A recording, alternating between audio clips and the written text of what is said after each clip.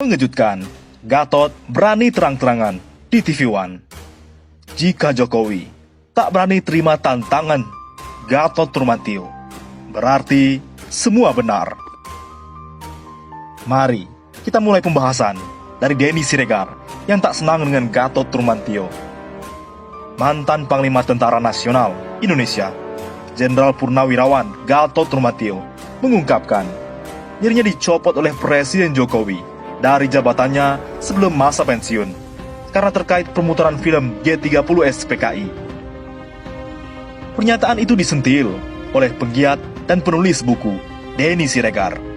Dia menyebut Gatot seperti sedang berhalusinasi. Dulu berkuasa, banyak anak buah, apa-apa tinggal perintah, fasilitas tinggal tunjuk saja, tamu datang dari mana-mana, selalu dapat hormat dari siapa saja. Sekarang, bukan siapa-siapa, sepi, merasa tidak berguna, lalu mulai bertingkah. Halusinasi, pedih jenderal, sindir Denny Siregar di Twitternya Kamis 24 September. Denny lantas meminta Gatot agar menyebutkan jumlah anggota PKI yang pernah ditangkapnya selagi masih menduduki pucuk pimpinan TNI. Zaman jadi Panglima, ada berapa anggota PKI yang sudah Bapak tangkap, sehingga Bapak sekarang begitu takutnya? Tanya Denny Siregar. Oleh karena itu, jika Jokowi tak mau menerima tantangan Gatot, itu berarti Presidium Koalisi Aksi Menyelamatkan Indonesia, kami, Gatot Nurmantio, mengirimkan surat terbuka kepada Presiden Jokowi untuk menayangkan kembali film pengkhianatan G30 SPKI di TVRI jelang Hari Kesaktian Pancasila 1 Oktober. Analis politik PANGI Syarwi Caniago menyarankan agar Presiden Jokowi mengabulkan permintaan mantan Panglima TNI tersebut. Agar tidak blunder, Pak Jokowi harus berani menerima tantangan Pak Gatot dengan nanti Presiden menginstruksikan nonton G30 SPKI, ucap PANGI kepada jpnn.com Kamis 24 September. Direktur Eksekutif Foxpol Center Research and Consulting juga menyinggung dampak politiknya kalau Jokowi tidak mau menginstruksikan pemutaran film G30 SPKI tersebut. Kalau Jokowi menghindar dan terkesan tak mau menerima tantangan Gatot, berarti menginformasi tuduhan Gatot selama ini bahwa beliau diberhentikan menjadi Panglima karena permintaan pembisik PKI agar Gatot diberhentikan karena menggelar nonton bareng film PKI, tutur PANGI. Menjelang Hari Kesaktian Pancasila 1 Oktober, Presidium kami, Gatot Nurmantio, mengirimkan surat terbuka kepada Presiden Jokowi.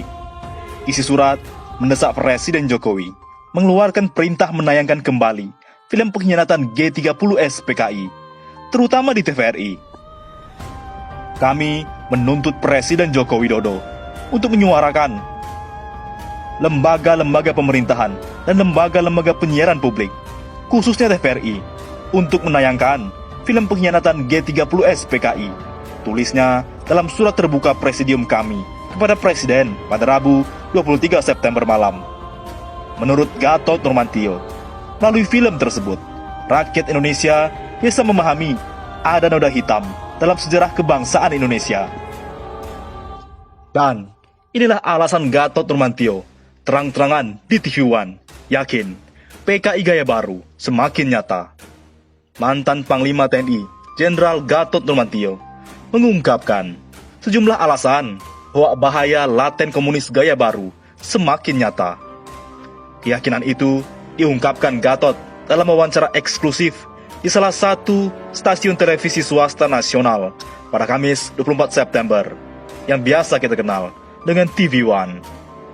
Semakin hari, semakin real. Tidak usah mundur ke belakang. Mulai dari 2008 saja, sudah tidak ada pelajaran G30 SPKI, ujar Gatot Nurmantio. Kemudian, langsung saja deh, yang jelas-jelas Ripka Jiptaning mengatakan bahwa aku bangga menjadi anak PKI. Kemudian menyatakan bahwa peristiwa G30 SPKI itu adalah pelakunya yang membantai adalah TNI. Sambungnya, Gatot juga menyebut bahwa anak-anak dan keturunan PKI banyak yang masuk PDI Perjuangan dari cabang hingga pengurus pusat. Kemudian mengatakan bahwa anak-anak keturunan PKI itu masuk di PDI mulai dari cabang sampai dengan pusat, kata Gatot. Teranyar, lanjut Gatot, kebangkitan PKI itu semakin nyata dengan adanya upaya menyelinap ke dalam perundang-undangan melalui RUU Haluan Ideologi Pancasila atau HIP, di mana sejumlah pasal mengindikasikan PKI yang teraktual, yang tidak terbantahkan, karena memang PKI atau komunis itu tidak bisa, tapi bisa dirasakan. Contohnya RUU HIP pasal 7 ayat 2 itu mengajukan trisila, nasionalisme, sosial demokratik, dan ketuhanan yang berkebudayaan. Nomor 3, bahkan dipres jadi ekasila. Kemudian pada pasal 5 ayat 1, bahwa sendi pokoknya adalah keadilan sosial, tuturnya. Mari kita lihat bahwa di dalam Pancasila yang pertama adalah ketuhanan yang Maha Esa. Makanya dikuatkan lagi di Undang-Undang Dasar 1945, pasal 29 ayat 1, dasar adalah ketuhanan yang Maha Esa, imbuhnya. Menurut Gatot, yang dikatakan sendi pokok keadilan sosial itu sama dengan manifestasi petinggi PKI dan Aidit pada tahun 1963. Bayangkan, ketuhanan yang Maha Esa menjadi ketuhanan yang berkebudayaan. Yang tadinya menjadi dasar adalah ketuhanan yang Maha Esa menjadi keadilan sosial, urainya. Ini jelas saya punya keyakinan yang utuh, imbuh Gatot. Kemudian, ingat TAP MPRS 25/1966 tidak dimasukkan dalam dasar, tidak ada dalam RUU HIP yang melarang organisasi komunisme, Leninisme, Marxisme, kan gitu. Nah, inilah upaya penghapus TAP MPR, tidak bisa diganti dengan RUU. RUU HIP kan satu indikasi yang saya senyalir bahwa itu kebangkitan neo-PKI, neo-komunis. Demikian Gatot Nurmantio. Oleh karena itu, Refli Harun ungkap sebab Gatot dicopot dari Panglima TNI karena khawatir jadi presiden. Ahli hukum tata negara, Refli Harun mengomentari pencopotan Jenderal TNI Purnawirawan Gatot Nurmantio dari kursi Panglima TNI. Menurutnya, pencopotan tersebut karena Gatot berpeluang mengganggu konstelasi pemilu 2019. Dalam kanal YouTube-nya bertajuk Kontroversi Gatot Nurmantio dipecat gara-gara film G30S PKI. Gatot adalah salah satu sosok yang disebut-sebut sebagai salah satu calon presiden potensial pada waktu itu. Karena itu pensiunnya dipercepat, agar dia tidak jadi orang yang powerful, ujar Refli Harun, seperti dikutip suara.com, Kamis 24 September.